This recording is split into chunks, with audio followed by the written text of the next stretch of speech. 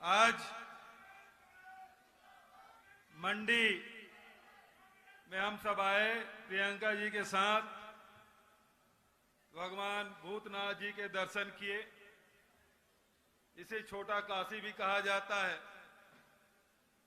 और उसके बाद गांधी जी के मूर्ति में माल्यार्पण किए और यहाँ दो महान शख्स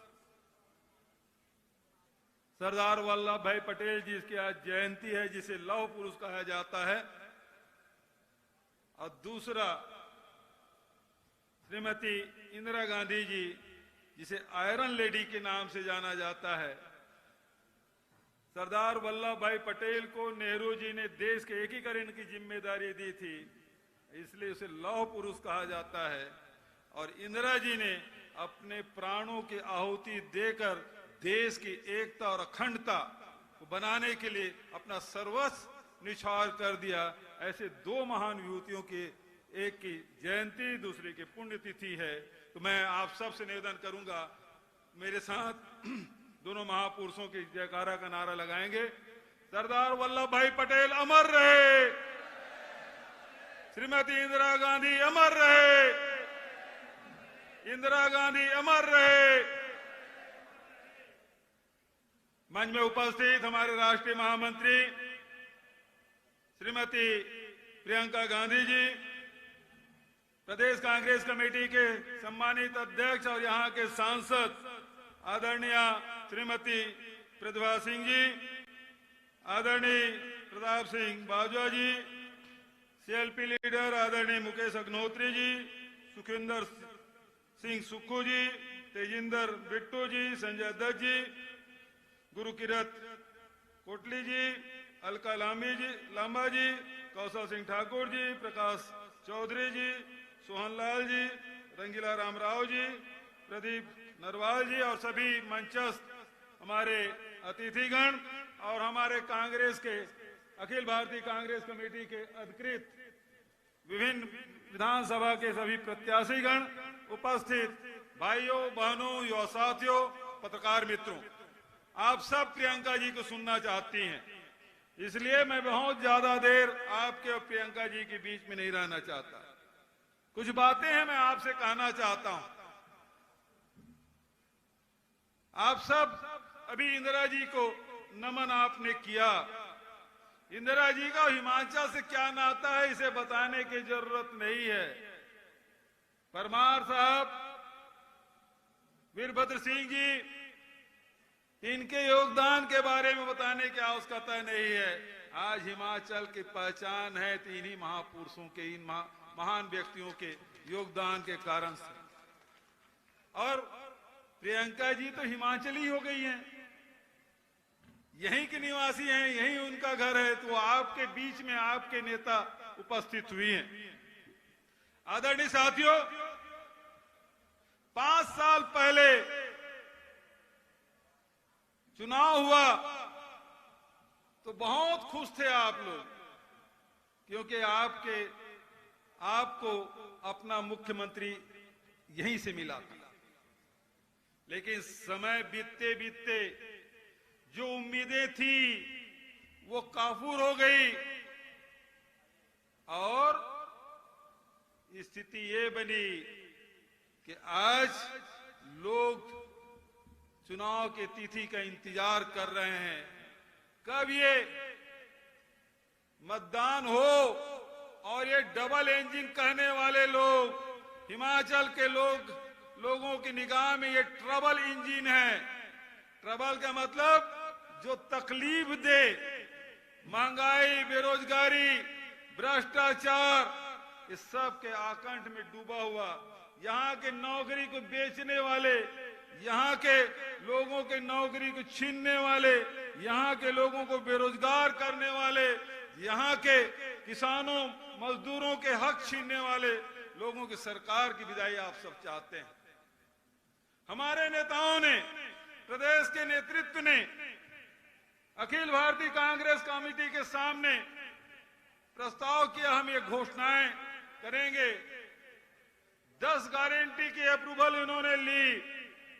10 गारंटी की जब बात होती है तो लोग कहते हैं कि यहाँ महिलाओं को 1500 रुपया देने की बात होती है, 5 लाख लोगों को रोजगार देने की बात कही जा रही है, ओपीएस लागू करने की बात हो रही है, गोबर खरीदी और दूध खरीदने की बात की जा रही है, अंग्रेजी स्कूल हर विधानसभा में खोलने की बात हो रही है। तो भारतीय जनता पार्टी के लोग कहते हैं पैसा कहां से आएगा?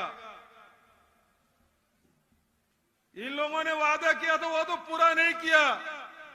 69 राष्ट्रीय राजमार्ग बनाने की बात कही थी, एक भी नहीं बना। इस मंडी में एयरपोर्ट बनाने की बात की गई थी, वो भी नहीं बना। अब कहते हैं जब कांग्रेस 10 गारंटी हिमाचल की जनता को दे रही है तो कहते हैं पैसा कहां से आएगा? मैं आपसे कहना चाहता हूं 2018 में राहुल गांधी जो अभी भारत जोड़ो यात्रा में निकले हैं, बेरोजगारी, महंगाई और नफरत के खिलाफ लड़ाई लड़ने के लिए 1300 किलोमीटर से अधिक यात्रा कर चुके हैं। वो 2018 में राहुल जी हमारे नेता छत्तीसगढ़ गए थे, वहां के किसानों से जो वादा किया, वहां के मजदूरों से वादा किया, वहां के आदिवासियों से जो वादा किया, आज पूरा हो रहा है। किसानों से वादा किया था कि 2500 रुपया क्विंटल में धान खरीदी करेंगे। 2500 तो राहुल जी ने कहा था, पहले साल दिए भी, केंद्र सरकार ने डंगा लगाया, आप बोनस दे रहे हो, आपके धान हम नहीं लेंगे, चावल नहीं लेंगे। हमने राजीव गांधी किसान न्याय योजना लागू की, 4 किस्तों में हम देते हैं। पहला 20 अगस्त राजीव जी की जयंती, 21 मई, पहला 21 मई राजीव जी की शहादत दिवस, 20 अगस्त राजीव जी की जयंती, 1 नवंबर हमारे छत्तीसगढ़ के राज्य स्थापना दिवस और 31 मार्च साल का आखिरी, 4 किस्त में देते हैं।